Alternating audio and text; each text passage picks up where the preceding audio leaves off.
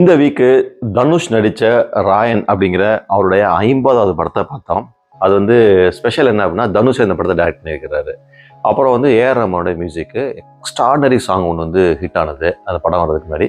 இது ரெண்டு தான் பயங்கர ஹைப். அதை தாண்டி என்னென்னா, தனுஷ் வந்து செல்வராகவன் ப்ளஸ் வந்து வெற்றிமாறன் இவங்ககிட்ட நிறைய கற்றுக்கிட்ட ஒரு விஷயங்களை வந்து இந்த படத்தில் இயக்கிப்பான்னு நினச்சோம். அதே மாதிரி இந்த படத்துக்கு போனோம். ஸோ இந்த படத்துக்கு கதை என்ன அப்படின்னா, ஒரு ட்ரையாங்கிள் ரவுடி தான். எப்படின்னா 2 ஊரில் 2 ரவுடி இருப்பாங்க. அந்த ரவுடிக்கு நடுவில் சண்டையை மூட்டி விட்டு ஒரு போலீஸ் நிற்பார். இவங்களை எப்படி போட்டு தரணும். ஸோ ஒரு போலீஸு 2 ரவுடி, இது நடுவில் எப்படி வந்து இந்த கதாநாயகன் ஃபேமிலி உள்ளே போகுது. கதாநாயகனுக்கு 2 தம்பி ஒரு தங்கச்சி மேலே உயிராக இருக்கிறாரு. தங்கச்சிக்காக சின்ன பிள்ளையிலேயே வந்துட்டு அவங்க அம்மா அப்பாலாம் விட்டுட்டு போயிடுறாங்க. இவர் தான் வந்து தம்பி தங்கச்சியை வளர்க்குறாரு.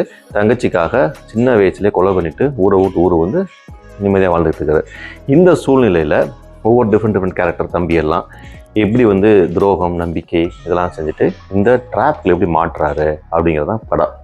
இதுலேருந்து எப்படி தப்பிக்கிறாருங்கிற கதையை. இந்த கதை வந்து இன்ட்ரோல் வரைக்கும் இந்த கதையை எக்ஸ்பிளைன் பண்ணுறது, கேரக்டர் எக்ஸ்பிளைன் பண்ணுறது, இதுலேயே வந்து டைம் போய்கிட்டே இருந்துச்சு. ஓரளவுக்கு ஓகே டீசெண்டான ஒரு ஸ்க்ரீன் பிளே தான் இருந்தது. இன்ட்ரோலுக்கு பிறகு இன்ட்ரோல் பிளாக் வந்து ரொம்ப அருமையாக செட் பண்ணியிருந்தார். ஒரு எப்படி ஆக்ஷன் படத்துக்கு தன்னை தானே பில்டப் பண்ணிக்கிட்டார். ரொம்ப அழகாக புரிஞ்சுக்கிட்டு தனுஷ் வந்து இந்த படத்தை டைரக்ட் பண்ணியிருக்கிறாரு. படத்தில் எப்பயுமே வந்து ஸ்டோரி டெல்லிங், டயலாக் 2 இருந்தாலே போதும், மிகப்பெரிய ஹிட் ஆகும் இந்த படம்.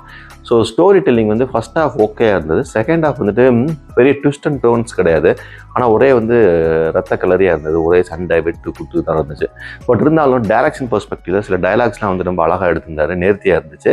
கிளைமேக்ஸு கொஞ்சம் வேணமாக எடுத்துருந்துருக்கலாம். பட் இருந்தாலும் வந்துட்டு பார்க்குற மாதிரி இருந்துச்சு சொல்லலாம் அந்த மாதிரி. ஸோ ஓவராலாக இந்த படம் என்ன சொல்லுது அப்படின்னா, தனுஷ் டைரக்ஷனில் எக்ஸ்பெக்ட் பண்ண அளவுக்கு நீட்டாக எடுத்திருக்கிறாரு. லோகேஷ் கனகராஜ் அண்டு இப்போ நெல்சன்லாம் வந்திருக்காங்க இல்லையா, அவங்களாம் வந்துட்டு ரொம்ப வைலன்ஸ் அதிகமாக பூத்துவாங்க. அதை ஒரு எடுத்துக்கிட்டாரு. ப்ளஸ் வந்து ஒரு ஃபேமிலி ட்ராமா உள்ள வச்சுட்டாரு, எமோஷன்ஸ். இவர் நிறைய பேசவே இல்லை படத்தில். சின்ன ஆர்டிஸ்ட்லாம் இருக்காங்க இல்லையா, அவங்களாம் நடிக்க வச்சு வெளியிருந்து வேடிக்கை பார்க்குறாரு. இவருக்கான ஸ்க்ரீன் வரும்போது மட்டும் சூப்பராக ஸ்கோர் பண்ணுறாரு. ஸோ இதுதான் இந்த ஓவரால் தனுஷுடைய படத்துடைய மொத்த வியூவே தான். ஸோ இந்த படத்தை போய் பார்க்கலாமா, பார்க்கக்கூடாதா, வைலன்ஸ் இருக்குமா, அதிகமான வைலன்ஸு கண்டிப்பாக நீங்கள் போய் பார்க்கலாம். என்கேஜிங்காக இருக்கும். ஒரு ஆக்ஷன் பிளாக் எல்லாமே இருக்கும். சாங்ஸ் இந்த சாங் ரொம்ப அருமையாக இருக்குது. ஆர்டிஸ்ட் செலெக்ஷன் ரொம்ப சூப்பராக இருந்தது. ஆனால் பிரகாஷ் ராஜ் சாருடைய கேரக்டர் தான் வந்துட்டு ரொம்ப பெருசாலாம் இல்லை, ஒரு மாதிரி டீசெண்டாக இருந்தது. எஸ்ஜே சூர்யா அண்ட் சரவணன் 2 பேரும் தான் வில்லன்.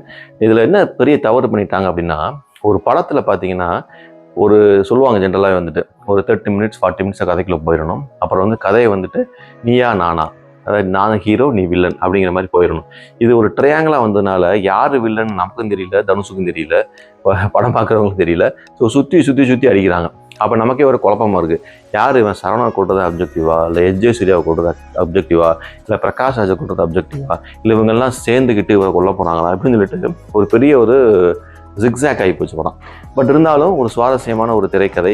இந்த மாதிரி ஒரு சூழ்ச்சிகளுக்கு நடுவில் இவர் போய் எப்படி இந்த சூழ்ச்சியெல்லாம் அவுக்குறாரு, சூழ்ச்சியில் எப்படி வெளியே வர்றாரு அப்படிங்கிறத இந்த படம் காட்டுது. தயவுசெய்து போய் பாருங்கள், மிஸ்லாம் பண்ண வேண்டாம். மிஸ் பண்ணாமல் போய் பாருங்கள், நல்லா தான் இருந்தது.